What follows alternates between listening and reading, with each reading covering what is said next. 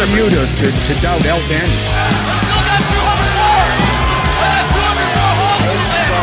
This is Robbie Eagles. This is the loosest in Australian wrestling, Adam Brooks. Hi, this is Mimic. This is 5-time the world's heavyweight champion, the Scrap Daddy himself, Scrap Iron Adam Pearce. This is Brian Alvarez, and you are listening to Wrestle Radio Australia.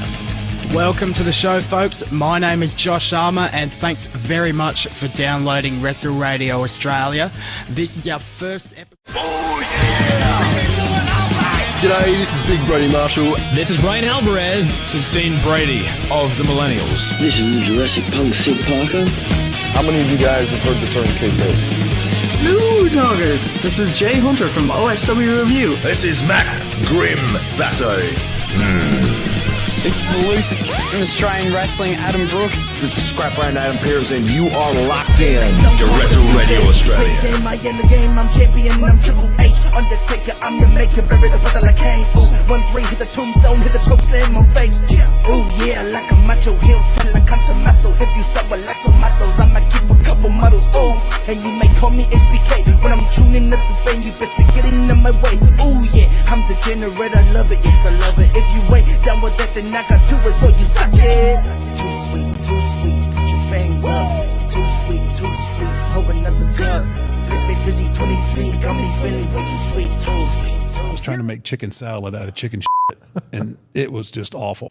I've turned chicken salad into chicken shit. I will continue to do so. Here I was, blaming AEW for feeding you chicken shit, knowing you mindless millennials would be eating it up as if it were chicken salad, when it's really been your fault all along. Make chicken salad out of chicken shit. People is as people does, that's all there is to it. Put a square peg in a round hole, just never seems to fit. This is Bianca Belair. Hey, this is Kevin Owens. Hey, it's Seth freaking Rollins. It is the man, Becky Lynch. It's Rhea Ripley here, and you're listening to Wrestle Radio Australia. Hello and welcome to Australia's longest running wrestling podcast, where we look at everything going on around the world of wrestling. That's right, it is Making Chicken Salad. I'm your stand-in host, Jeff Setti. Sadly, Lachlan Albert is feeling a little bit poorly tonight. Get better, Lachlan. We love you, mate. We like having you yak on and in the middle of while I'm cracking a joke going, thanks, Jeff. But joined us, as always, is the man who is facing Minoru Suzuki in February. It's the best manager ever, Todd Eastman. Todd, how you going, mate?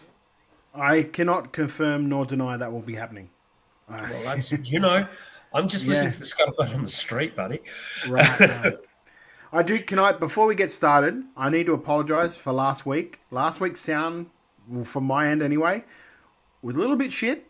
And that's because I was under the weather, and before we started the show, I didn't do my normal checks, so I wasn't running off the right mic.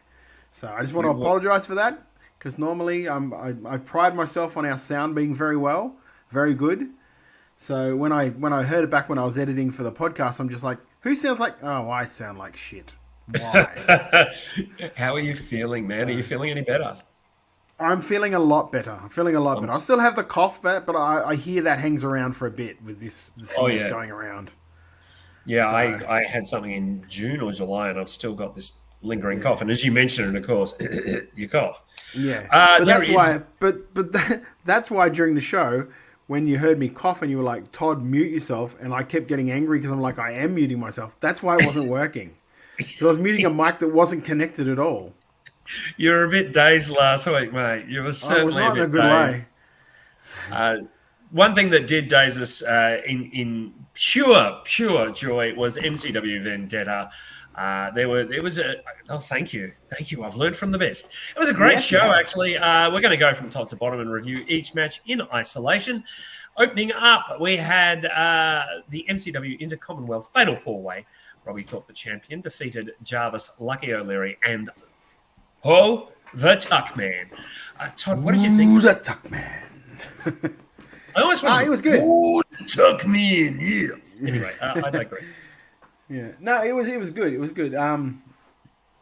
It was the only thing that was a little bit unbalanced about it is that it was basically like 3 heels against 1 face, with the Tuck Man being the only real face in this match.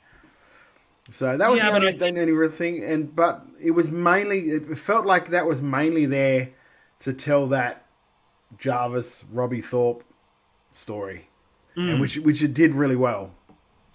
Yeah, I agree. I think there's a lot of life in these three chasing Robbie for the Inter-Commonwealth Championship.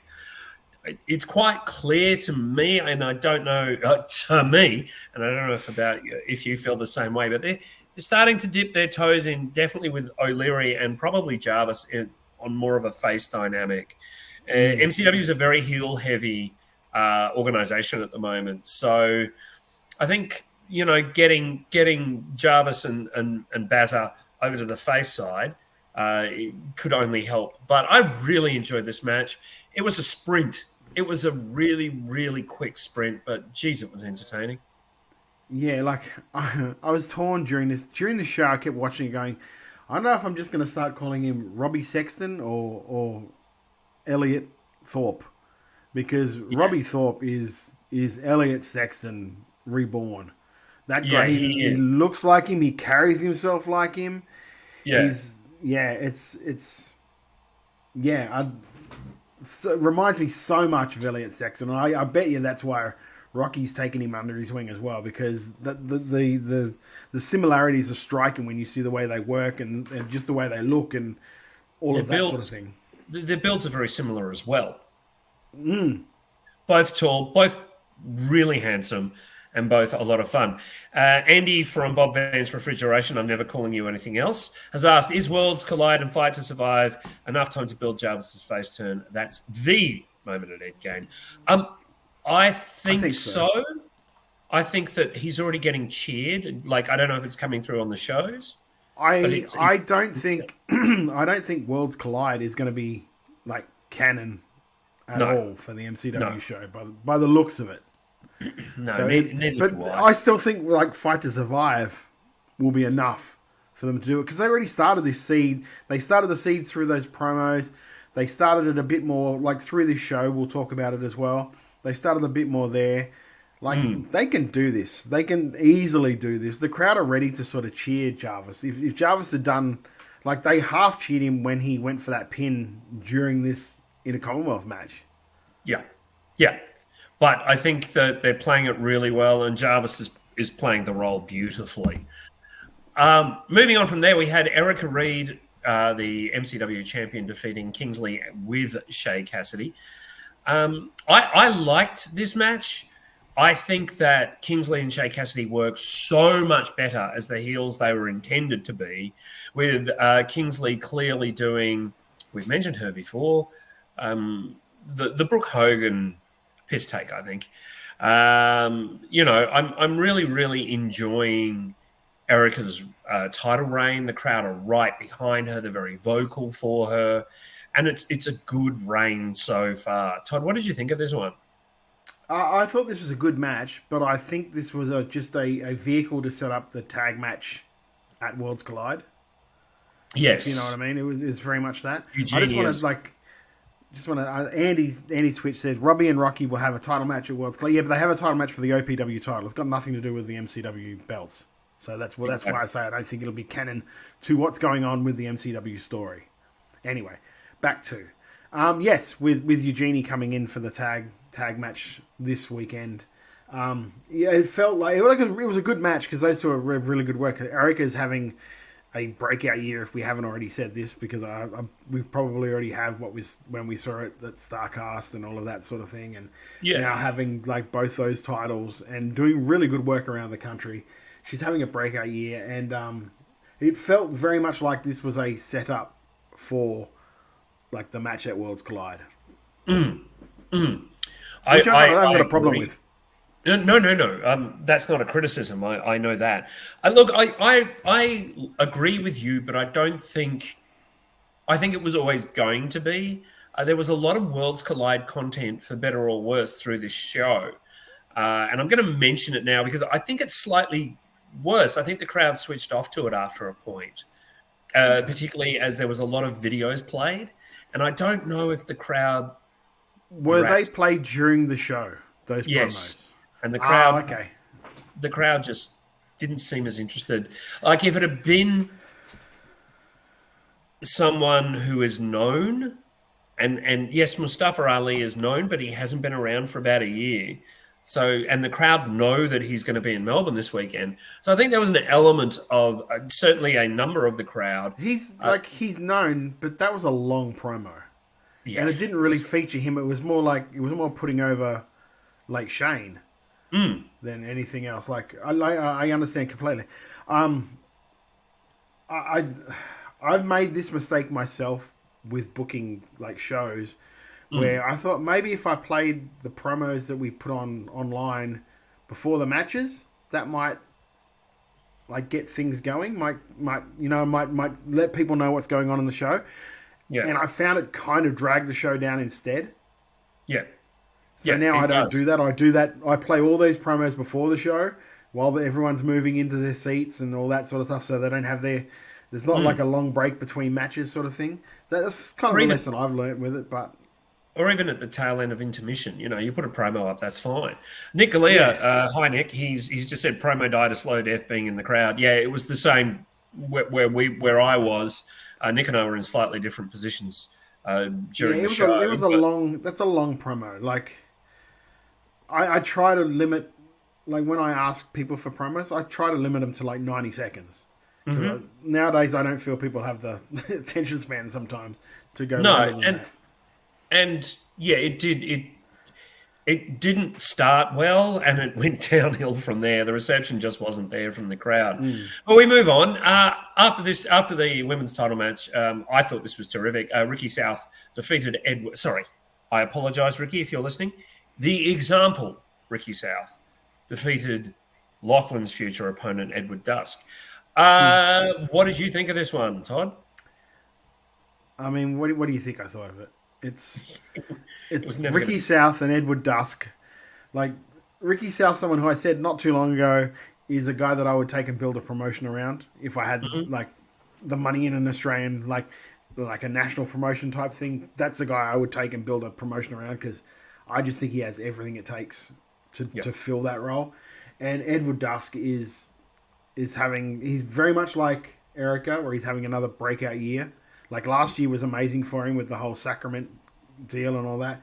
This year it's been a little bit more of a struggle because he's sort of like feeling his feet with this sort of like heel face sort of thing that he's doing now. But 7 minutes and they killed it. I thought it was really, really good. I agree with you. I think the right person won as well, importantly. Because they're still establishing Ricky, really, in MCW. Yeah. And they're establishing him as a major threat. Ricky is so good. The Example is such a great character, and he is so good. Nick has just said here, the match was killer, but Ricky is not getting any reaction. I hope they could have swapped the opening Pereira promo for an explanation for his character. I kind of agree with you. I don't think people in Melbourne, at least not the MCW crowd, really know who Ricky is. They know he's good, and they're enjoying his matches, but I think that a bit more of an explanation on his backstory, especially... like a live promo about being the Example? Yeah, I get you. An in-ring promo or a short video explaining who the Example is. Andy from Bob Vance has said, I love Dust, but I don't understand this babyface character or why we're supposed to be cheering him. Yeah, look, I do, because he doesn't like Rocky Monero. Like, he's looking to use... Sorry, not Rocky. He doesn't like Brooksy. That's all we need. We know he doesn't like Brooksy. It should have been enunciated a bit louder, but I'm fine with it. I like this match a lot. I think both Ricky and Dusk are such talents. You were never going to get anything bad. Nick Galea says, feels like the attitude is they're expecting the crowd to know him. The crowd knows him based on PWA. Their reach maybe isn't as far as it goes. Yeah, that could be a thing too. Like, because we also don't know how many of the MCW fans are necessarily Australian wrestling fans and not just MCW fans.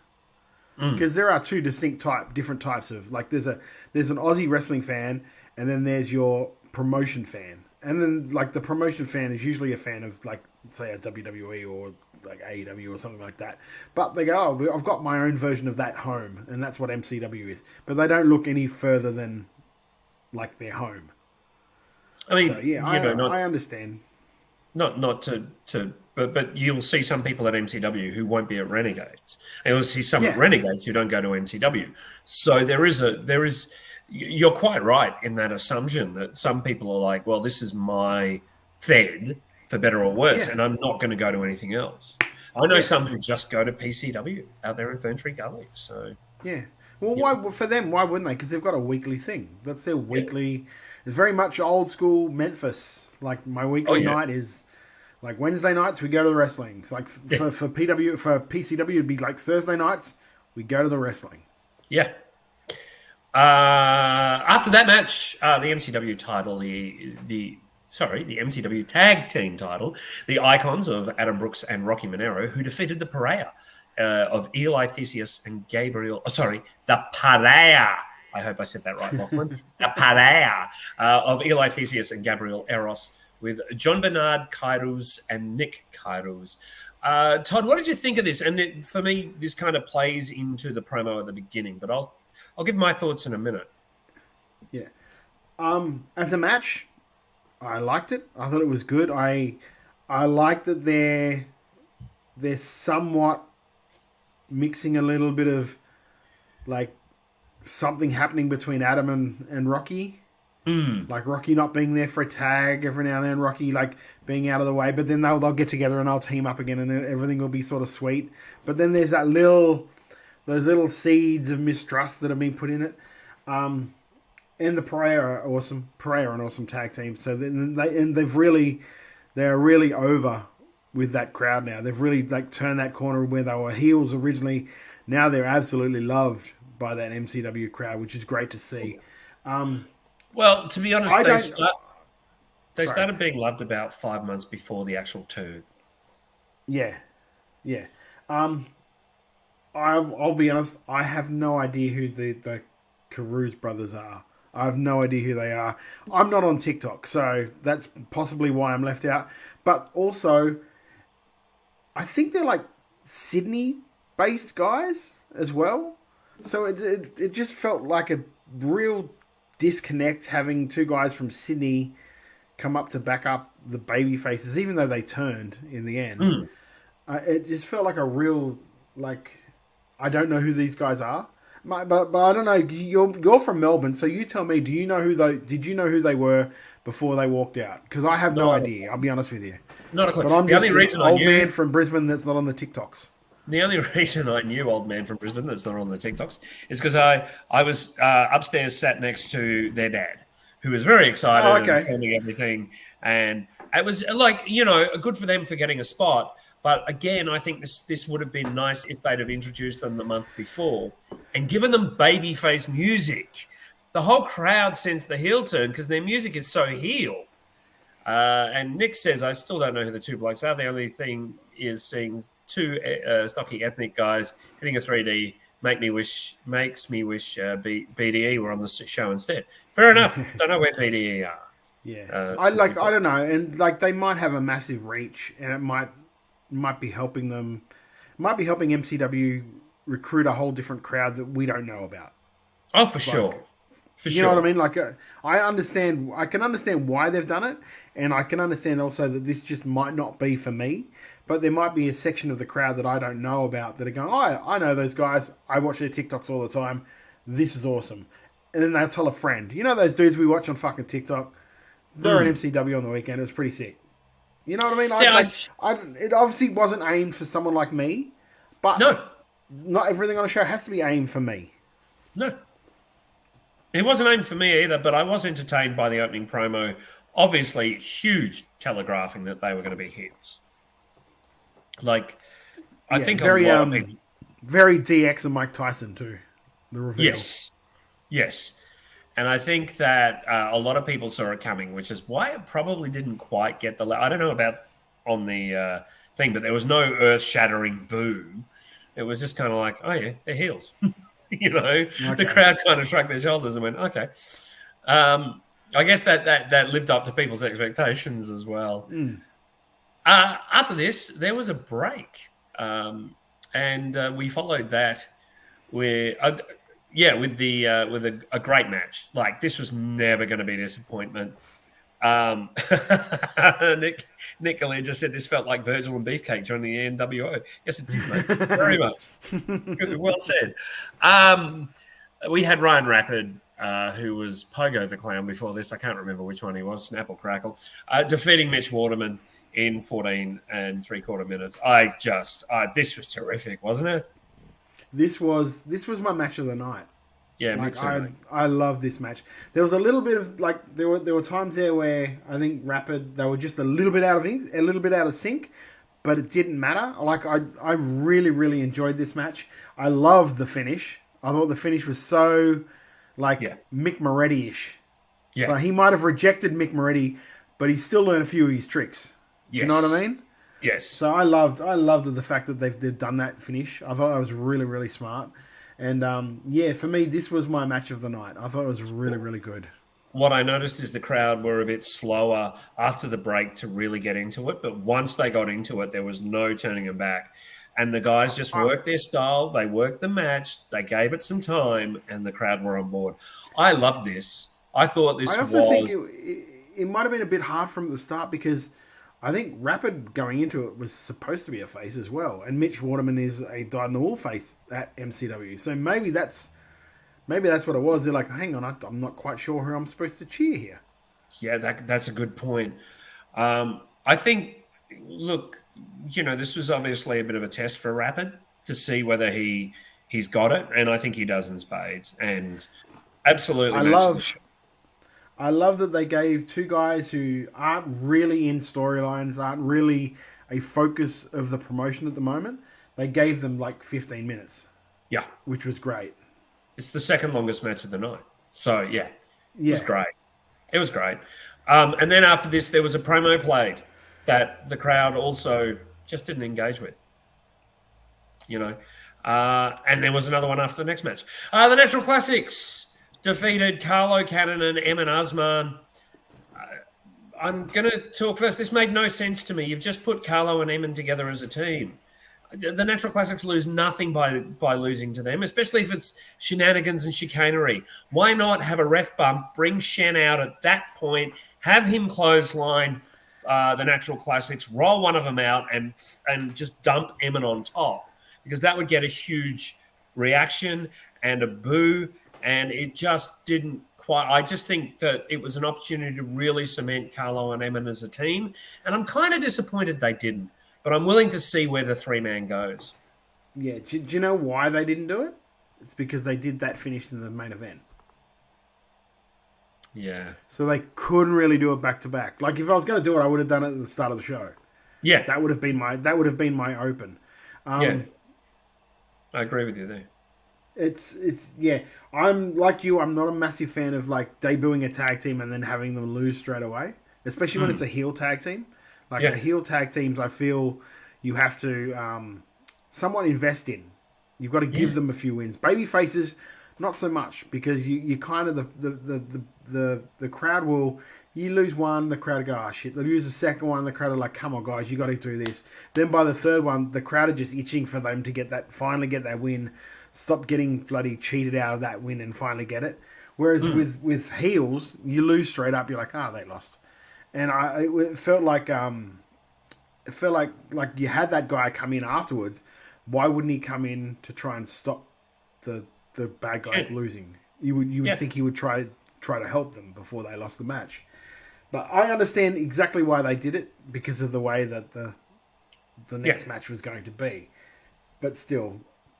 I think that was it was probably a victim of being so much they had to get done on the show that they just couldn't do this, which I understand. Being someone that does what I do as well, I understand that. Sometimes you're like, fuck, I want to do it. Just doesn't fit here, unfortunately.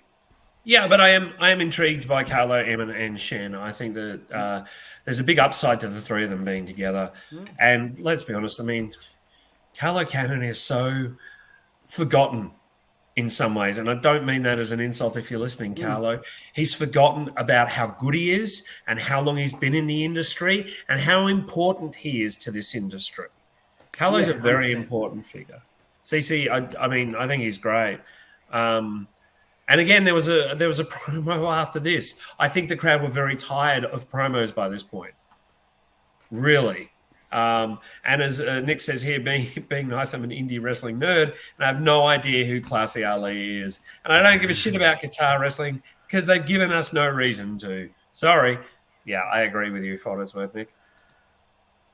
Then we have our main event, the MCW heavyweight title. It's a 3-way. Slex, after a lot of shenanigans, defeated Caveman, Ugg, and Tommy Knight. What did you think of this, Sod?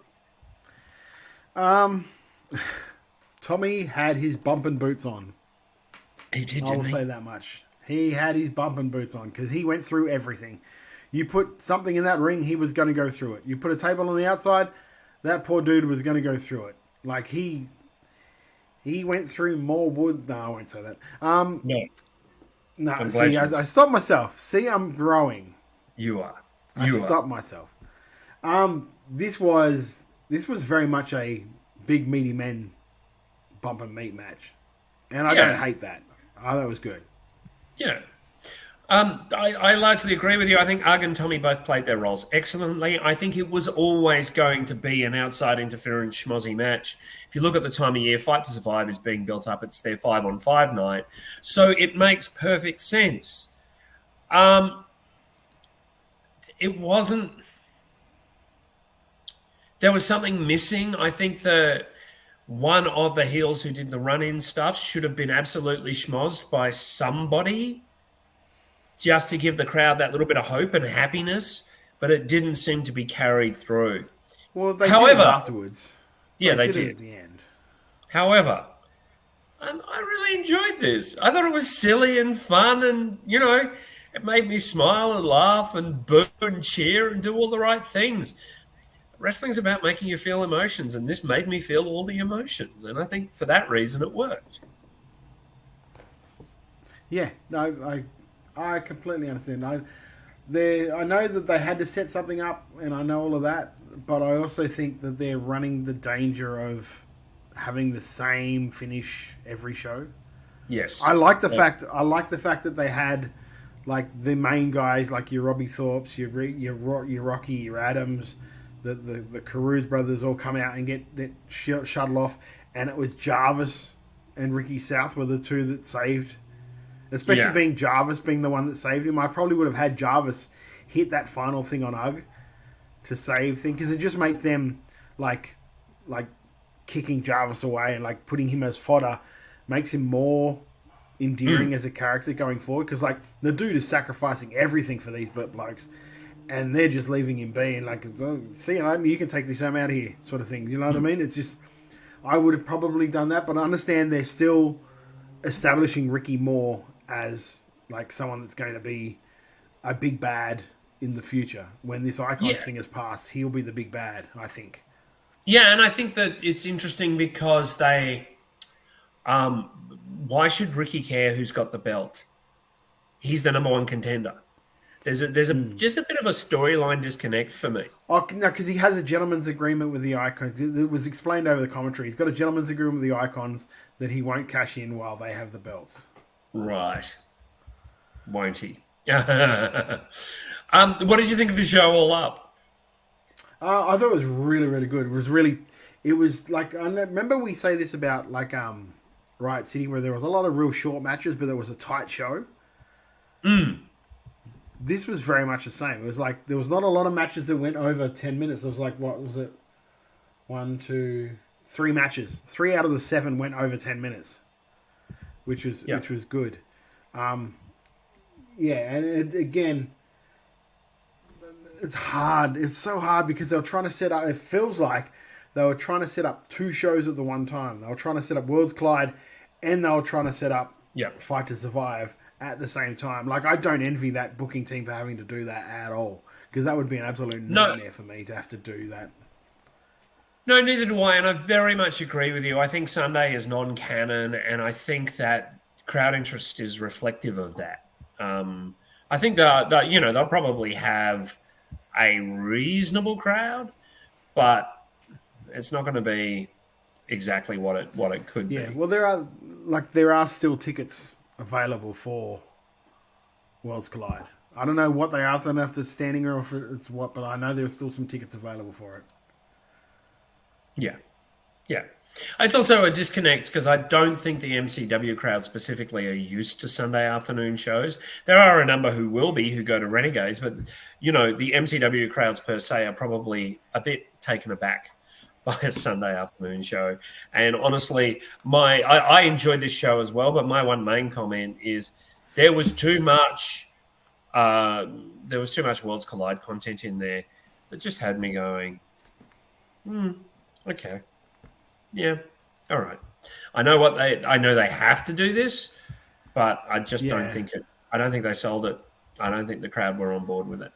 Let's have a look at some of the future shows. Tickets for the Pro Wrestling League with Renegades of Wrestling Australian Wrestling Super Show for the night before AEW Grand Slam are on sale now through. Is that Oztix or Altix? Altix. OUTIX. Already there are only 10 ringside tickets left. So if you want to go to that one, I advise you move quickly. I expect that some people might be going up for the Oz Super Show, which, wouldn't be a bad decision. They've got some of the best minds in the country who are all working hard to put this thing together, give them the credit they deserve, and give them their time. And Nick's just said it. I'm keener for the PWL Renegades than the actual AEW show. I think a lot of people are. Yeah, and again, I said it before because I knew what the venue was before it was released. Get your tickets while you can, because the place is going to sell out. This isn't. It's not a. I don't think it fits more than 1,000 people. So I mean, I would get in and get your tickets because the thing is going to sell out. I'm pretty damn sure it's going to sell out. And just for reference, at ECW the night. EPW, I apologize, the night before WWE, I think there were 1,100, so it's slightly bigger. Also, World Series Wrestling will be featuring Ash by Elegance, who is the former Dana Brooke, Danhausen, who is very nice and very evil, Raj Desi, who was the former Jinder Mahal, Matt Riddle, who is the former Matt Riddle, and Nick Nemeth, who is the former Dolph Ziggler. Tickets are on sale now, WSW World Series Wrestling. Check them out on Facebook, Instagram, etc., etc. We've got some things coming up. Obviously, if you're in Melbourne, Melbourne and Sydney, both some great things coming up. We've got MCW OPW Worlds Collide this Sunday on September 22. The OPW title, Adam Brooks versus Mustafa Ali. This will be a great match. No doubt this will be a good match. Yeah. But I don't know. The Renas del Reneas title comeback, Lachlan. Flamer versus Jesse. This will also be good. This will also be really, really good. I'm looking forward to that. The QPW Qatar Championship. See, the problem I have with this is a lot of these matches are foregone conclusion matches. Yeah. You can't imagine that Mitch is going to walk away with the Qatar Championship. Yeah, I don't think he is, and I don't think Mustafa Ali is going to win the OPW title. He may, because the next show... Yeah, he might. There's this tiny chance. The QPW Qatar Championship, Classy Ali versus Mitch Waterman, and Tone Philippe versus Emin Asman. I don't know. Is that all that's been announced so far? No, there's also a couple more. I just haven't written them down. There was... there was the tag match with Erica and Erica and Eugenie against the Backslide Girls. Yes. And also Ryan Rapid against... who is he working? Let me look at it quickly. If somebody in the audience can shout it out, please do. But I remember seeing it the other day. Tim Wilkes, the answer is in Danhausen. Anyway, Ryan Rapid... Ryan Rapid is really, really coming along. He's having a great year. Nicolia says Ali might beat Brooksies. There's no real Hook advertised for the December tour. I didn't know Hook was coming. Also, Caveman Ugg and Edward Dusk against Rocky Monero and Robbie Thorpe for the OPW tag titles. That's right. Where are we? Sorry, I'm trying to find it as we speak. So it's just keep talking while I'm doing this. I don't know. I think I don't know about anyone else, but I think this show feels very much wedged in, which is partly why I'm saying it's probably not canon. There might be a couple of things that happen, but it certainly won't be as major as other events. It's very much the build. The build is very much for. Well, it's hard because they're like. Ryan. No, missed it again. Sorry, keep going. The build is very much for. Ask me if OPW Ballarat is having much reach. I don't know, Nick. I don't know. I have very little to do with OPW, mate. I know that old mate from what's his name, Barat, is supposed to be there on the weekend to try and recruit Mustafa Ali to Team India for India versus Australia. So we'll see how that goes. Yeah, I can't find it. I'm sorry. I apologize. Anyway, Ryan Rapids Wrestling. I just, as I said, I feel this show is a little sort of thrown in there. Also, Sunday week, Renegades of Wrestling Fever Pitch. It looks great. There's a three-way for the number one tag belt contenders. You've got the Bastard Brothers and Camby and Cava, and there's one more team. It looks great. It looks like a terrific show. Isn't it JXT and Rig? Oh, yeah. I think it's JXT and Fox. You're right. And Phil. Ryan Rapid versus Lucky O'Leary is this Sunday. That'll be good. That'll be a good match. They both go really well. Thank you. Thank you, Nick. There's also Famous B against Eman Asman and Katie Lux against Aisha for Renegades of Wrestling. Look, that's going to be a big show. That's going to be a great show. They have really hit their straps. Sunday, September 29 in the afternoon, and it is at the Northcote Theatre. Yes. And will we get an answer? Will we get an answer about Gino? Well, they have said that they acknowledged that Gino took his boots off at the end of the last show. So it remains to be seen exactly where that progresses, but I think there will be some progress on that story Sunday week. The big one, PWA Black Label presents Coliseum 2024. That is October 12 and 13.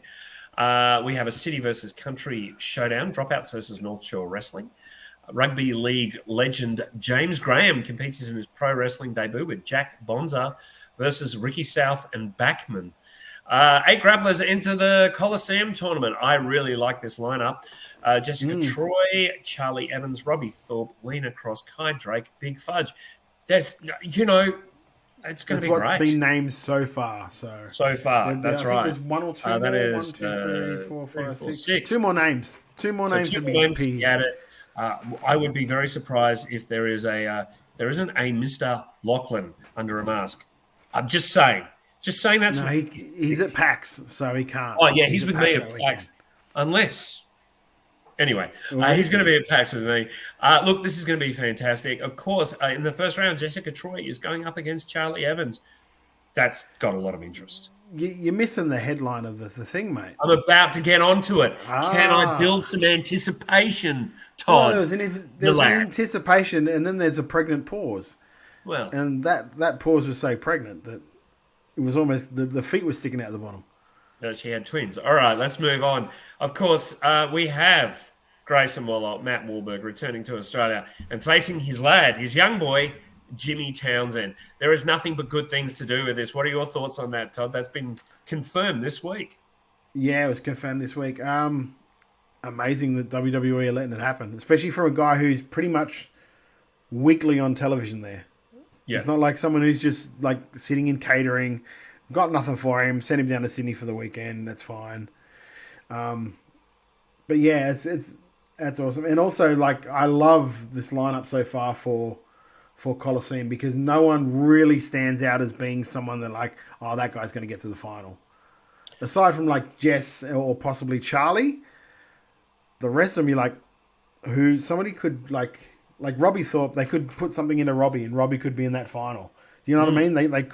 They could do something with like a breakout, like Kai Drake, and do something with him. Like, there's a lot of questions going on with that, which is good. I am so happy that Kai Drake is in that lineup, and as well as Fudge. Yes. It was nice to see Fudge in the PWI Top 500 this year as well. So good on you, Mr. Fudge. You big unit, you. I think this is great. I think that there is so much to this. As I said, Jessica Troy is putting her belt on the line in every match she is in. So, this is amazing. Will she get past night one with Chevs? Yeah. Who knows? Yeah. Who knows? Anything could happen. This is a really, really good field. And it's the tickets are from VenueTix, but it's also going to be live on YouTube. So if you can't get the tickets, they are showing it live on YouTube, nights 1 and 2, which is great. There you go. I know what Lachlan and I will be doing after PAX on a Saturday and Sunday. This is so exciting and so good, and good on PWA for putting together such a great show. Nick, the real question is, Tim Wilkes, the real question is Waller coming alone? Probably, because they're not going to lose both Waller and Austin Theory. So there you go. Absolutely. I would really doubt that Austin Theory is coming as well. Way to rain on that parade, mate. Being honest, man, you know me. He might come down with the NXT tag titles, though, so that's good. They've got a shot this week on NXT. On Tuesday/Wednesday. Look, we are beginning to creep into international news, and we like to do our international news after the break. But before we go to the break, you might notice the show is called Making Chicken Salad, and Todd is wearing a very nice T-shirt. Not quite a Making Chicken Salad T-shirt, but if you want to wear a Making Chicken Salad T-shirt on your gorgeous bodies, go to WrestleRadioAustralia.com.au and look for the merch link. All of the money that is earned do not come to us. No. They go to Beyond Blue and Gotcha for Life, two amazing charities that look at men's mental health. Mental health is such a crucial thing. And let's be honest, Beyond Blue, that is not just for men. That's for anyone who needs mental health help. And we all do in this day and age. So what I suggest you do is we're going to take a short break. During that break, type that address in your little address bar and go and pick up a beanie, a cap, a T-shirt, almost anything. Todd's worked so hard on getting this stuff going. Have a look at it, and we will be right back after this.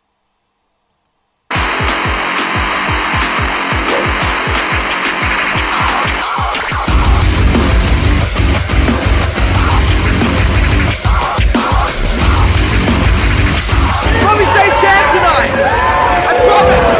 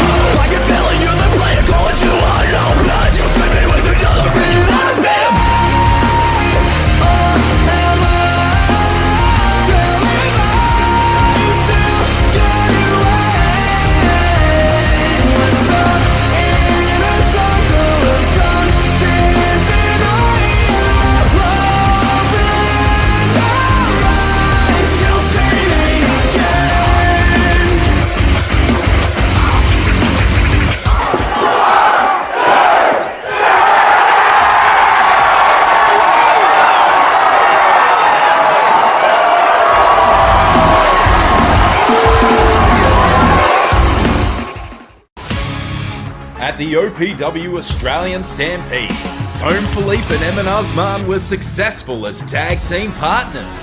But Golden Boy runs with a new crowd now, and after a beatdown at MCW, Tone is looking for revenge. Two of Victoria's hottest prospects in Lucky O'Leary and Ryan Rapid make their debut for OPW. Will it be a lucky night for O'Leary, or will his fortune come to a rapid end?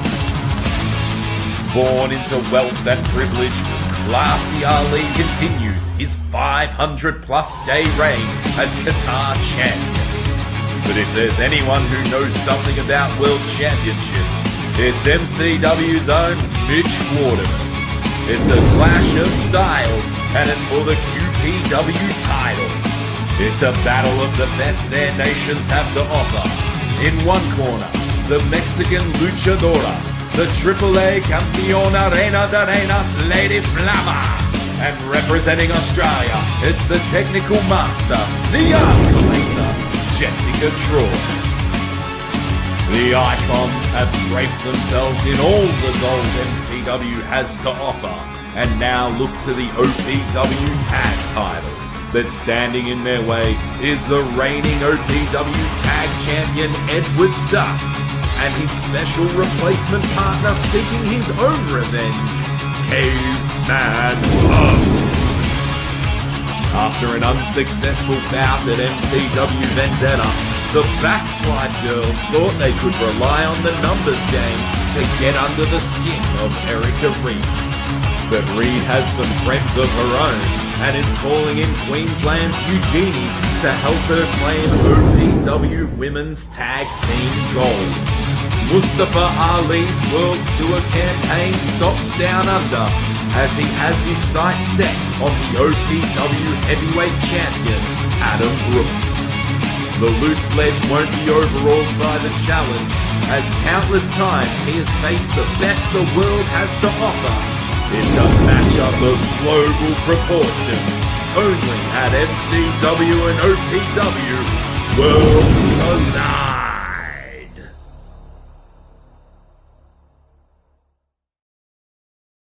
Well, there you go. Worlds Collide is happening on Sunday. Are we all good? Before we carry on, just remember too that both Vendetta and Worlds Collide are available to watch on Stream Horizon. I think it'll be up the next week, so I think it's the 29th. I think the 29th or something like that is when Worlds Collide will be up, whereas Vendetta is up on there right now to watch. And I'll put a link in the description if you're listening to the podcast. Link will be always in the description for the show, so you can watch Vendetta yourself if you wish to. Back to you, Jeff. Oh, there is one more thing. Actually, I'll announce that in the show. So give me one second. We're in the show now, mate. You know I don't edit. Well, just no. I've got to do it though because he's not here, and if I don't do it, we're letting him down. Welcome back to Making Chicken Salad, because Lachlan doesn't realise that you don't edit. Thank you. I'm glad she did that. It's always going to pop me. What was also announced by MCW is, of course, their final show of the year, Endgame, is going to be at the Melbourne Pavilion. This is fantastic news. Really, really good news. Tickets are on sale either now or soon or really soon. I'm sorry. I should look that up. Todd, if you don't mind, I think you're already on it. But that is a really, really exciting upgrade for them. I'd love to, but both my keyboards have decided they're not going to work. So let me just look. I think it's either on sale now or on sale tomorrow morning. It's you can buy them now. Andy's Twitch says you can buy them now. It's on sale now, so go ahead and grab some tickets because it's going to be one hell of a show. Endgame is always their WrestleMania of the year. So what does the pavilion seat? Like how many is it? How much bigger is it than Thornbury? Considerably is the answer. Melbourne Pavilion seating. I don't know, but it's huge. It's enormous, and I'm really, really looking forward to the show. 1,500 plus, says Nick Galea. So. They've obviously got confidence that they're going to do really well with Endgame, and I don't see why not. Like, it's always a banger of a show. Let's move on to some international news. First up, of course, we have WWE. They have officially announced the return of Saturday night's main event. The promo was amazing, by the way. Airing live on both NBC and Peacock, Saturday night's main event will make its return on December 14, which is December 15 here. I expect that Binge will pick it up. The special is taking place from the Nassau Coliseum in Long Island, New York, with a start time of 8 p.m. Eastern. Of course, no matches have been announced yet. Todd, what do you think about the return of Saturday night's main event? Yeah, I love it because it's not Vince's doing. Yeah. So it might actually be done right. You know what I mean? It might be done like the old school, like Saturday night's main event, which is what you like. You have the main event first, and then you know what I mean. That's what it used to be like back in the day with Saturday night's main event. And you do those promos before the show and all that. I hope that that's the way they do it because I think I love that. That bit of nostalgia is always great.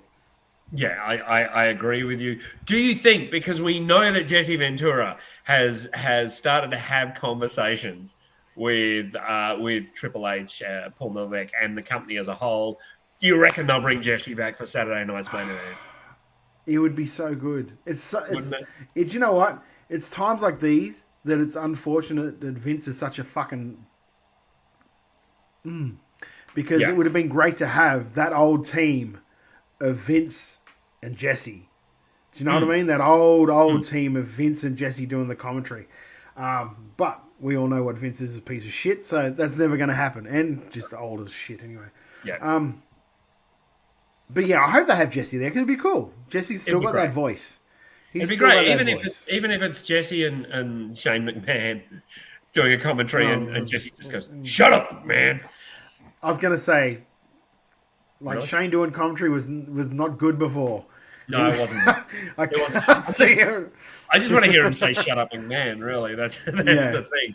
It's a pity that who cares? Who cares? It's going to be. It's a pity that so much time has passed that like Gorilla's not around either. Oh, it is.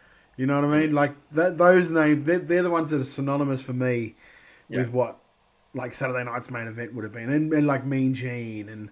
It's like so much nostalgia when it comes to that. I'm getting sad now because we can't have Bobby and we can't have Mean Gene, but I reckon that's a place where they're going to wheel out Jimmy Hart and the King and all of those great older wrestlers will be given tribute at something like this. I think the matches will be silly and fun, and they're probably going to do a backstage. When is it? December 14th. They're going to do a backstage Christmas skit. If they make it. Like the old Saturday night's main event, it will be the greatest WWE show of all time. But there is no pay-per-view in December, so this is their last sort of event for the year, which is going to be interesting to see what they do. They can start to build the Rumble. They'll start to build it. Also, WWE news. This is big. Bad Blood 2024, Sunday, October 5. I love that they're calling it Bad Blood. Let's just go through and discuss the matches one by one. Roman Reigns and Cody Rhodes against Solo Sikoa and Jacob Fatu. What are your thoughts? Interesting. I don't know if this is maybe something that starts kicking off a Survivor Series, but or like War Games. War Games. Because it's the thing, you don't know what War Games... Because War Games could be Bloodline versus Bloodline. It could be Judgment Day versus, Rhea... The Terror Twins and Friends? Yeah, Terror Twins and Friends. There's a lot of stuff that's up in the air with that at the moment. I could see it going either way with it. Is, Tola Tonga gonna debut? Is, there's still guys in the waiting to come out for these... The thing, Jimmy, although I did see something disturbing from Rikishi about Jimmy. It was later found to be just a bit of attention grabbing, apparently. Okay. Well, that's unlike Rikishi. That maybe it was, pray for him to get a spot on TV, but according to Sportskeeda, he's fine. So okay, it's gonna be interesting. I didn't mind the build last week on SmackDown with Cody and Roman, with Cody saying I'm done with the bloodline. I don't want anything to do with it again. But then at the end of the show, still signing that contract for the tag match. So it's not going to be best friends going in for this match, which adds an interesting little wrinkle into it. It's not like I completely forgive you for what you did for the last 2 years. Now let's team up and be good guys. It's not going to be any of that, which I like. I like that we don't just forget everything that's happened and be friends. And it's also something that like Sikoa and that were playing off as well. Like you could hear him like off mic going, you don't like each other. He doesn't like you. He ain't gonna help you. He's not going to sign that. He doesn't like you. Yeah. Great. I love that. Yeah, good stuff. I like what Roman's doing. My only complaint about SmackDown was they could have strung that story out for another week. Even if Roman wasn't going to be there, a pre-record or something would have been interesting. But still very happy with that. We then move on. Let's do the next one on our list last because I think there's the most to talk about with that. Liv Morgan defends against Rhea Ripley. I mean, this has had great build. I don't know. It could go either way. I mean, Rhea's never lost that belt. I still don't think she gets it. I still think they keep it on Liv for a little bit longer.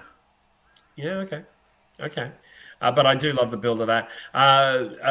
Damian Priest against Finn Balor. Look, this will be wonderful. That's going to be such a good match. Yeah, I know that it's going to be infested with interference. I kind of hope it's not, for the most part. I think what's interesting is if Rhea wins, Damian won't. If Damian wins, Rhea won't. Oh, you reckon? One of them is probably going to win. Unless, as you say, they could be building the Survivor Series War Games match. And then finally, it's nothing much. So it had no build. I don't know where's the build? Where did this one come from? Our Hell in a Cell match, CM Punk versus Drew McIntyre. I got to be honest, I'd main event with this one. Yeah, wow. It's like, who do you have follow it? Do you know what I mean? Like, it's a Hell in a Cell match. It's kind of hard to not main event with the damn thing. Who would you have win this one? Who do you think is going to win it? I think it has to be like Punk. It has to be. Like, he put Punk out on a fucking stretcher and put that bracelet in his mouth and, like, had him bleeding. They have to have Punk get his win back. I kind of agree with you. I do think there's got to be some blood in this. There has got to be. Oh, yeah. And, I mean, there could be another match added. We could see Bronson Reed against Braun Strowman. Yeah. We could see Gunther against That's been a good build to it. I think they're holding off Gunther and Sammy. I think they're holding that off for another card just because of the fact that, like, he's playing that. I'm not going to give you like, how many weeks have we got till 2 weeks? So I can't see them wrapping this up in 2 weeks. Okay, I'm enjoying it. I mean, I'm loving it. I think that crowd. I can't see like the way Gunther's been acting and Gunther's still saying no. I can't see him changing his mind in 2 weeks. I think it's possible because I think on Monday he could say, okay, if you beat Ludwig, you can have me next week. Yeah, so see, he fights like, Ludwig. I understand that, but like, no offense to him, everyone beats Ludwig. Yeah, which is a shame because he's fucking great. Yeah, but you know what I mean. It's not exactly a task. It's always like, you go and get me some milk, and then I'll give you a title shot. You know what I mean? It's like it's not a big deal for me. Like, he has to do something. Get me a coffee, son. You get a title shot. Yeah. Like, he has to do something to make, like, to either insult Walter or Gunther to the point where he wants to have that match, or to, you know what I mean? And, like, there needs to be something more than what they're offering. They can't just go, here, you beat Ludwig and you get this. You beat blah blah, you get this. You know what I mean? Like, I can see them like Tim Wilkes said, Gunther and Sammy would be good for Survivor Series, and they would be. That'd be something they could hold off and keep going at each other until then. Yeah, I mean, like, I'm not disagreeing. It could go either way. But all up, I think this will be a great show. I'm there for it. Let's move on now to All Elite Wrestling. Several updates regarding a new All Elite Wrestling deal. With media deal, that is, with Warner Brothers Discovery. John Uran of Puck News, you don't want to say that incorrectly, published a report stating that a formal announcement of a longer-awaited deal could come as soon as next week, barring any last-minute changes. Key figures of the deal, according to Uran's report, include new AEW Warner Brothers Discovery, media rights agreement will be 4 years, three guaranteed plus an option, $170 million is in the ballpark of what AEW will receive annually. AEW programming will air on TNT, TBS, and True TV twice a week. This is part of the Warner Brothers Discovery to make TBS and True TV more sports-oriented. There's no mention of AEW pay-per-views airing on Max in the report, and AEW is also pitching a package to broadcast channels, including Fox, as we mentioned last week. Todd, what are your thoughts on the speculative deal? It's speculative, really. 107 mil. It's not something to actually sneeze at. It's a good thing, and it will probably put them in the black. Where we just see, it's hard because originally we don't know what they spend. No. So you don't know what their things and things out are. If it's 170 mil per year for what they're doing, it sounds like by the looks of this, Rampage is going away. Yes. There's no real. So it looks like Rampage is getting dumped, and that's less programming. But they're sort of adding that on with having the other. Do you know what I mean? They're adding that on with this shockwave that might be happening. So like 170 mil, it's nothing to sneeze at, especially if it's 170 mil, one less show, and also they don't have to give up their pay-per-view money. Yeah. That's good. If it was 170 mil and they added in the pay-per-view money to Max and they added in like all that, that would be not as good. No, it wouldn't be like, it's a great... Yeah, and the important thing is, like, AEW was never going out of business. If people thought that AEW was going out of business, they're just stupid, because it's just it was never going to happen. But it's good because they get to keep their doors open. They get to employ more people. They, like, our friends that are getting paid by Tony Khan are still going to get paid by Tony Khan for the foreseeable future, for the next, at least, I think it's a 4-year deal, but it's 3 years with a 1-year option. The network. Yeah, but that option is from the network. So they've got 4. Like, in my mind, he's got 3 years to sort of turn stuff around in other areas of the business. Yeah, because I mean, you can't, like, as much as we can say the wrestling is amazing, the pay-per-views are great. Like, the pay-per-views are great, top to bottom. The matches are great. The product that they're putting on the screen is great. They just need to get the fans out to watch it. The fans aren't coming to see it at the moment. They're not buying the tickets, and it looks like that they're not watching the TV either, which is more disturbing. Like, it works fine for them at the moment, but if the trend continues, then there might be a problem going down the road, which I hope there's not, because, like I said, a couple of my friends were employed, and I like that they get employed. I like that they get to show how good they are to the world. And not just when I say my friends, I don't just mean people wrestling. I know there are people backstage that work for AEW that I know that are employed by them, and I'd like that to continue for those people. So for sure, good. But I think that any competition in this space is very healthy and very good. We've seen what happens when the competition goes, and we've seen how lax the approach is of WWE when the competition isn't there. So keeping WWE telling good stories and keeping AEW putting on good matches, because sadly I think that AEW has a few stories, but they're not as rounded out. Speaking of their stories, AEW Grand Slam is on next week. It's a curious card, I thought. Let me know your thoughts as we go through them. The FTW champion Hook is defending against Roderick Strong. Todd, what do you think? it'll be a match. It'll be a match. Like the thing that they do really well is that they put Hook with people that can work with him.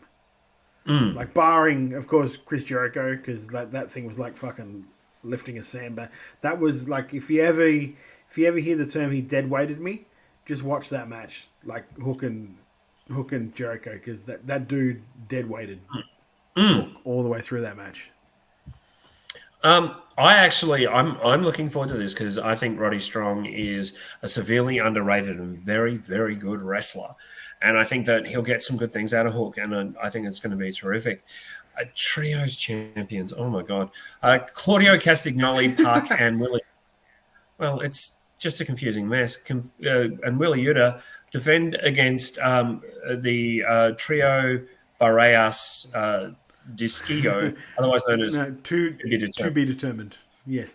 This will be interesting because we don't know what's going on with Wheeler and those two just yet because of the whole Danielson thing. So that's the interesting thing going into that. Yep. I agree with you. I wish it'll be interesting to see if they retain. Because it's an odd mix. In the Lachlan Albert match of the night, only because he's the only one who can confidently say the surname. Mariah May defends against Yuka Sakazaki. This will be good. Fun. You did good. Thank you, mate. Thank you, was great. I think this will be good. I think this will be good. Yuka Sakazaki, like, very, very good wrestler. You're booking Mariah against someone that she's got like good knowledge of, works a style that she's familiar with. It's going to be great. A good match. And I think it's time to see exactly what Mariah can do, and I'm pretty happy with that. AEW Tag Team Champions, the Young Bucks are defending against Nicholas and Matthew Jackson are defending against Will Ospreay and Kyle Fletcher. Well, the flips will be good. It's one of those things for me where like it's going to be good because it's like Will and Kyle Fletcher and the Bucks. Like if they wrestle their match, it's going to be a good enough match because it's the Bucks and they always wrestle the same match. Yeah. It still annoys me that with the amount of tag teams that you've got in AEW, you put a makeshift tag team, even though they're together in the United Empire, and we know that was all a thing. It's still not a tag team that's been established in AEW, where there are 100 other tag teams in that Fed that could have had this spot quite easily. I don't mind it, and it'll be a great match, but like thinking-wise, psychology-wise, I don't understand why they're doing it. Yeah, I got to kind of agree with you there, Todd. I'm a bit.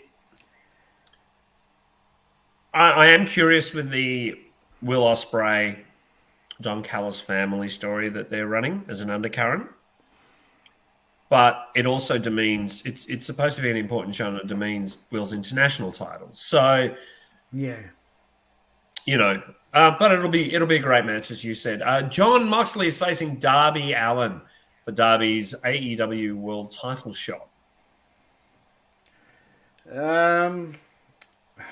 Man, hide the syringes.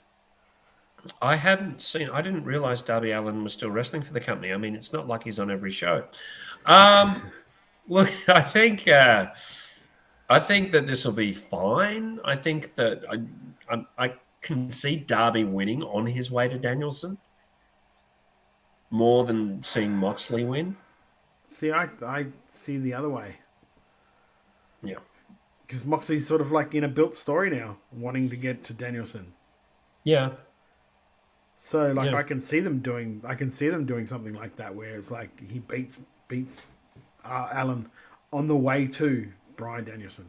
I guess because I've been watching a bunch of Ring of Honor, I just don't want Danielson's career to be over too soon. Speaking of which, AEW World Champion Bryan Danielson is facing Nigel McGuinness in a non-title match on a fucking Wednesday. Thoughts, Todd? If he is cleared to. If he's cleared. I haven't seen today's Dynamite yet. No, I haven't either, so I'm not too sure. But, yeah, it's I think Andy's Twitch says booking a match if a guy is fit is the strangest thing. It is, but it's also a thing where they had to close that loophole. They realized they'd created a massive, like, logic hole. So they're like, oh, shit, what are we going to do? I will just say, look, if he's fit, And because he's doing this, because Darby's already accepted this match with John Moxley, then we can do this now if Brian is fit. So that's the way they've tried to book themselves out of that dilemma. Again, it'll be a good match. Like you said, on a fucking Wednesday. Yeah. It's like, it's one of those things where, and you'll probably talk about this in your chicken shit, so I'll just cover it briefly. They're doing Ricochet and Ospreay on the 5th anniversary of Dynamite. Like that, and Bryan Danielson, Nigel McGuinness, that should have been Wrestle Dream. Yeah. That should have been Wrestle Dream. That's two, like, I know they've fought before. Both of those two guys have had singles matches against each other before. They're still dream matches. They're the matches people have been wanting to see for years. Even though they've faced each other before, it's still a match they want to see for years. So why wouldn't you put them on something called Wrestle Dream, where people actually have to pay money to see it? Well, it's generating cash. We have spoken about. We have spoken about Nigel McGuinness against Bryan Danielson for the better part of a year. Like, this is not anything new. Well, it was originally slated for the first All In Wembley. So, I think it's disappointing. I think it's getting better in terms of storyline. Apparently today, Hangman Page started bashing up Tony Schiavone, and Jarrett runs in for the save, claiming that he's the real outlaw. So I think that if they put that match on, the real Last Outlaw, if they put that match on Wrestle Dream, that'll be kind of cool. But I'm not completely sold on everything they're doing. Their storylines need to get tighter, and they need to give us a reason to care. It's that same old thing. I've actually got a slightly different chicken shit, but oh, okay. Yeah, look, I think this show will be fine. It won't be great. It won't be amazing, but it'll be fine. But it's also and that's also broken up over 2 shows too, because that's Collision and Dynamite. Oh, is AEW Grand Slam over Collision and Dynamite? There we go. Yeah. So know. well, there you go, mate. It's going to be interesting to see what date is Wrestle Dream. Wrestle Dream 2024, October 12th. So they've got like a month to build these dream matches, which is the same weekend as PAX and Coliseum. It's the same weekend as Coliseum. Which is a bit shit. So, yeah, can I do it? Can I go?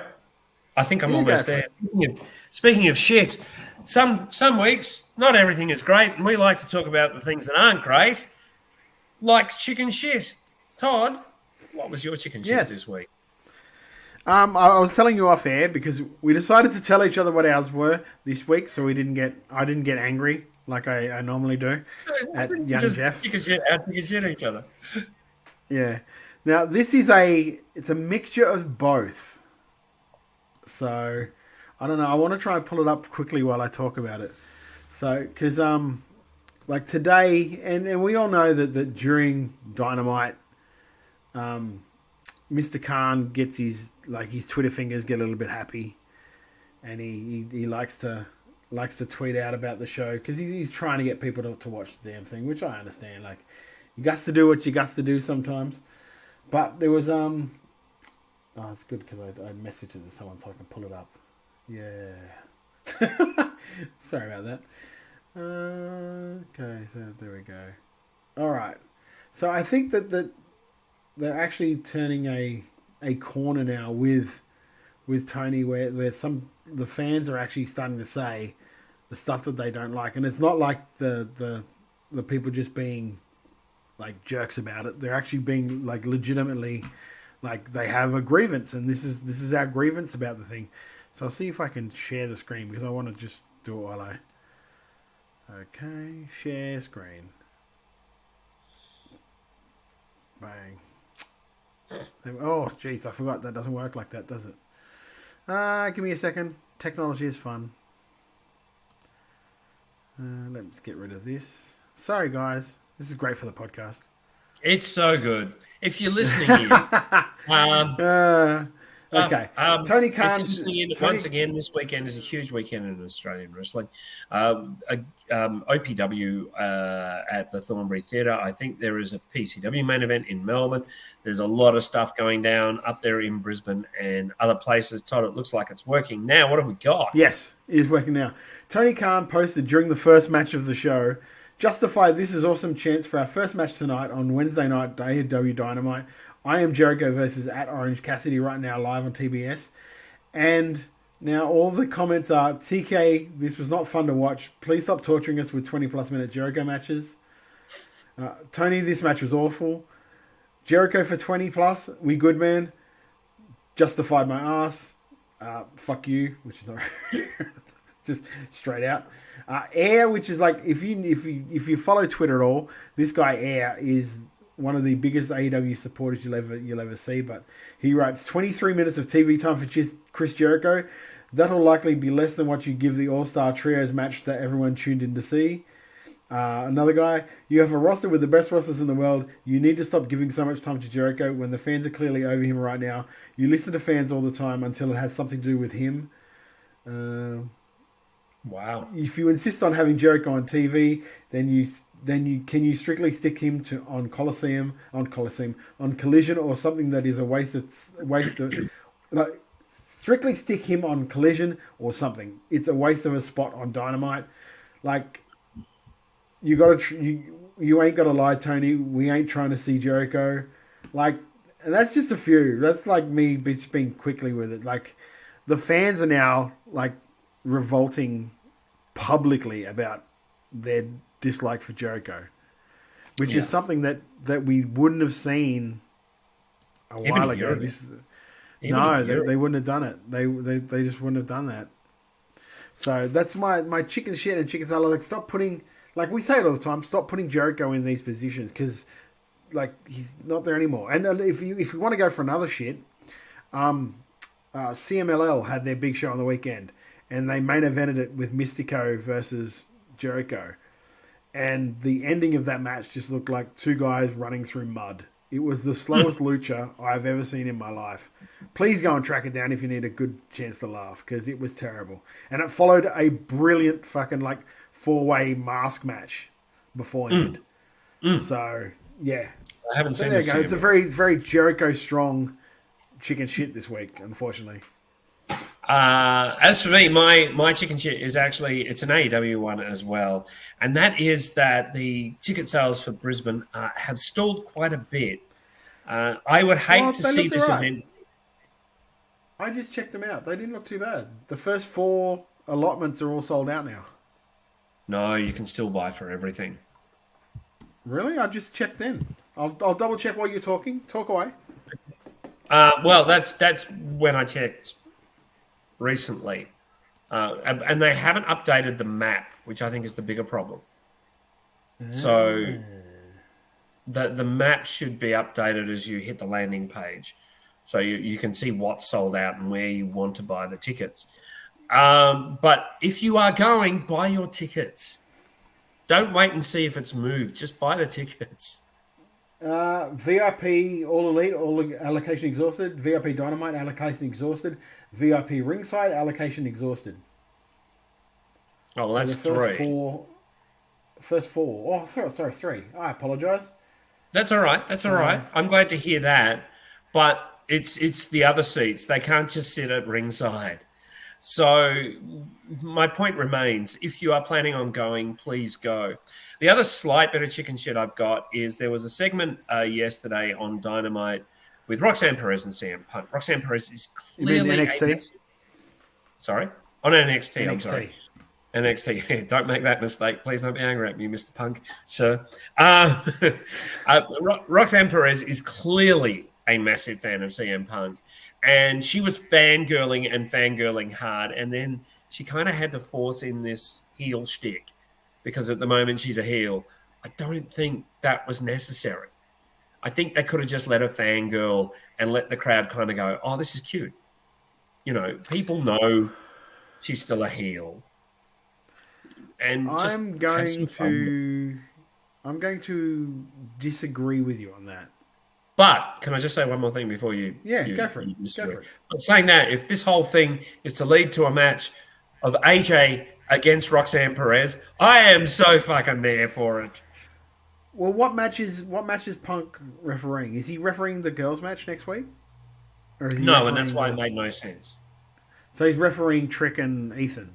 He's refereeing Trick and Ethan Page. Yes. Oh, okay. That's why I that said. Makes less sense. Yeah, that's why I said just let her be a fangirl, and that's a major thing. You've already outlined your chicken salad. My chicken salad is a WWE one, and that is. Hang on, wasn't that your chicken salad? That was my chicken shit. It was salad for the fact that the fans are actually calling him out, but it was chicken shit that you're saying it. I apologize. Do your salad. Do your salad first. My salad was a great match on Raw. If you have not watched Bianca Belair against Io Shirai or Io Sky or whatever you want to call her, track that match down and watch it. It is incredible. It is two athletes at the top of their game who have generally been wrestling tags. And I've seen some people go, where's Bianca Belair? She's not getting the focus she was. She's extending her career. Can't you see the more you wrestle tags, the longer your career goes? It's why people in Japan have a longer career than not. It's so important. I wonder what you're doing. It's so important that people have time to extend their careers. I think it's great that both Bianca and Io wrestle in a lot more tags at the moment because they can pull out bangers like this on a fucking Monday. And hey, people would probably pay to watch it again when it's not on a fucking Monday. So here's the map for...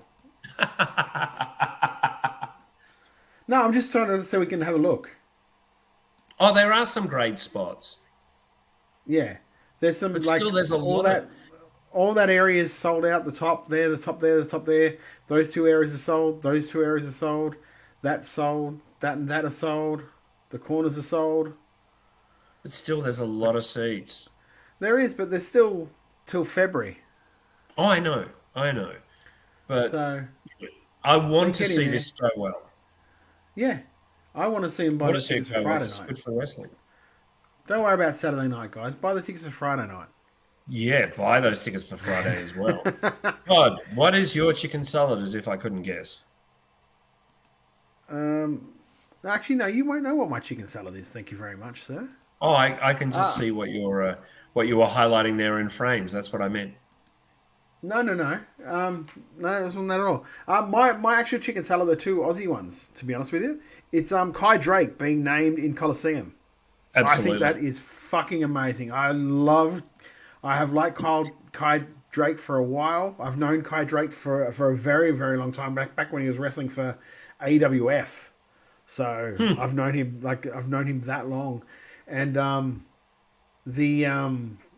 I love the fact that they're going to give this guy a bit of a spotlight instead of like just being the tag guy, the guy that doesn't speak in the tag team of MK Plus Ultra. And anyone that's listened to this show for more than a year will know the fact that I'm a big fan of MK Plus Ultra. I think they're the best tag team in PWA. If they're not a tag team named Aussie Open or Velocities, they've been putting on the best matches in that company for the longest time. So to see Kai Drake get that shot and get that opportunity is great. And also, like, my other chicken salad is, I guess, like, leading up to this thing, I had not the most faith in the way PWA were building this show. I was like, I don't really see anything that's all that cool, all that like cool. Like Troy and Chev's gonna have a match, but I've seen those two work each other a fair bit now. You know what I mean? It was not like that's not like something like, oh, I need to see this match. Like I know the match is going to be good, but it's not something that's driving me to see. The fact that now that they've got a name, they've got a Coliseum tournament that doesn't really have, that is like for me what I would call almost a rising, like the generation now or generation next sort of tournament, and to have WWE let Grayson Waller come back for that show as well. That just adds to it, because that's like he was kind of the leader of the whole generation now, or whatever it is, what it was called back in the day. So to have him there with a tournament that is pretty much built around the next generation of PWA is that's what's got me more excited about it than a lot of things. Like James Graham will be cool to see and all that sort of stuff. But I'm more excited to see these younger workers get a shot in this tournament, and also the fact that Jimmy Townsend will get a spotlight match, a marquee match against Grayson Waller on the big show at sort of like the big dance when it comes to PWA. So they've really done something that I was very skeptical with leading in. If I'm being perfectly honest, I was very skeptical that this was going to be a show that I would say is Coliseum worthy for what I've seen for years, like prior.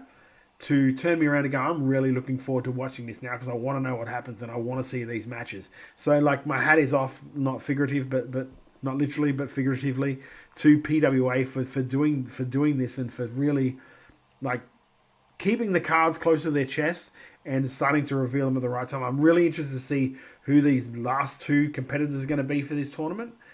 But the people that got named now, I really, really enjoy it. So that is my chicken salad for this week. And a really worthy chicken salad.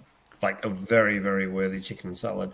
If you want to watch Coliseum once again, you can watch it live on YouTube on the 12th and 13th of October. And if you want to watch us live, you can just tune in at Twitch TV /Wrestle Radio Australia. And hey, you can also download us on iTunes, Spotify, all of your podcast apps and things. And why not give us a 5-star review while you're there? It just gets us in more ear holes. There you go. Lachlan doesn't say the word ear holes enough. He does not. He just doesn't. I'm picking up all the slack tonight. And don't you be slack. Come and join us every week on a Thursday or when it drops on a Friday. On a fucking Friday. We need a t-shirt that says that. So don't forget, you can always follow at Wrestle Radio AU on X or on Instagram. Search us out on Facebook as well. You can follow Todd at Beast Eastman on X, or I think you're on Insta as well. You can follow me at Jeff_Seti or at Wrestle_Brainia. Hey, Jeff, what's going on with Wrestle Brainia? Thanks for asking, Lachlan. I've seen the notes. I was going to ask you. Oh, I appreciate that. I saw the notes. I have rundowns here, guys. I usually put that up there for Lachlan, not for you. I know. I was ready. I was gunning. I was ready for it, brother. Well, there's a few things going on. As you can see, my beanie says PAX. We are back at PAX on Saturday afternoon at the Wombat Theatre at 1:30. Now, we're not just there. We're going to be streaming all over Australia on Twitch, on the PAX official channel. Money raised will go to the Black Dog Institute. We're not just talking about depression here. We're talking about depression there as well. It's really important that you help a mate. If you've got a mate who you know is struggling, reach out, give them a call, send them a Facebook message. It's really easy nowadays. I'm really passionate about that stuff, and that's partly why Todd asked me to be part of the show. Now, the other thing we're doing as part of WrestleBrania is the Geelong Comedy Festival on that first weekend in November. That will be at Beeves Bar at 1 p.m. Get your tickets now from the Geelong Comedy Festival website. We really look forward to having you in the room for both PAX and the Geelong Comedy Festival. Our guests at PAX are Will Walker and Jake Andrew Arthur. Oh, well, why? Todd, anything to add? No, actually, no. I'll give it a bit of a shout out because I did give us a bit of a. I can't remember if I did it on the Wrestle Radio page or it was just mine. The interview we did at Suncourt Stadium with Tony Storm has hit I think it's 13,500 views now on YouTube, which is it's blown away pretty much everything else that we've ever put up on there, which is amazing. So if you get the chance, if you haven't gone and seen it yet, do go and check it out because it is a really good interview that Big Boy Renegade did with Tony. Also, I talk with Paul White on there. I think what I might do too is because I've still got the interviews from StarCast that we did with Erica Reed, Jessica Troy, and I think it was Aisha as well. And I did one with Fox. So I might put those up as separate videos as well, just so they're up there as separate interviews. Because a lot of times, I'm starting to realize now, a lot of times that with the interviews like that, they might want to watch that instead of just the whole special, which is fair enough. I understand that. So I might put them up as well, so people can just watch those in a separate thing. But yeah, thank to everyone that has clicked on the link to watch the interview with Tony. Thank you very much. You got no idea how much it means to myself, to Jeff, to Lachlan, because it really helps build. The more people that watch the video, the more the video gets suggested to other people. It helps grow it. So then they hopefully will see more of these. They'll start seeing this show. They'll start finding out what Australian wrestling's about. They'll go to a local show. They'll get hooked. And then we've got another one, which is great. So please, and thank you for doing that for those who did. We want more and more people here on a Thursday. We want more people listening to Wrestle Radio Australia. We want more people going to local wrestling. Remember, local wrestling is amazing. That is why we do this. Todd goes out on many weekends in Queensland watching shows. I go out a lot in Melbourne and watch shows. I will not be at OPW this week.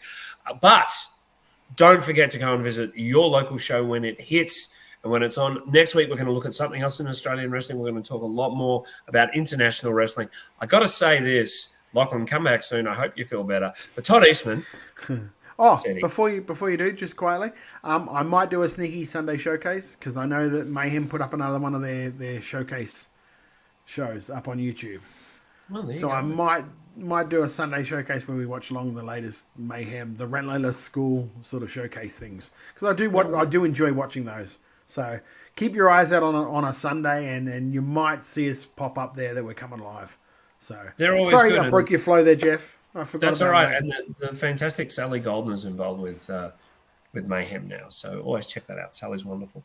Shout out to Sal if she is listening. So once again, for the best manager ever, Todd Eastman facing Minoru Suzuki in February. And I am not. There is a petition. I told you who I want to fight. No, I told you I want to fight. I've told you before who I want to fight. Stokely. You want to fight Stokely? If he's got I want Stokely Hathaway. I think that's a fair match. Well, no, I think it should be Minoru Suzuki because Murder Grandpa. Murder Grandpa's going to have fun with you. Well, shut up. So, on that note, for the wonderful Todd Eastman, I've been Jeff Setti. This has been Wrestle Radio Australia. Feel better, Lachlan. We'll see you next Thursday. Good night. Trying to make chicken salad out of chicken shit, and it was just awful. I've turned chicken salad into chicken shit. I will continue to do so. Here I was, blaming AEW for feeding you chicken shit, knowing you mindless millennials would be eating it up as if it were chicken salad, when it's really been your fault all along. Make chicken salad out of chicken shit. People is as people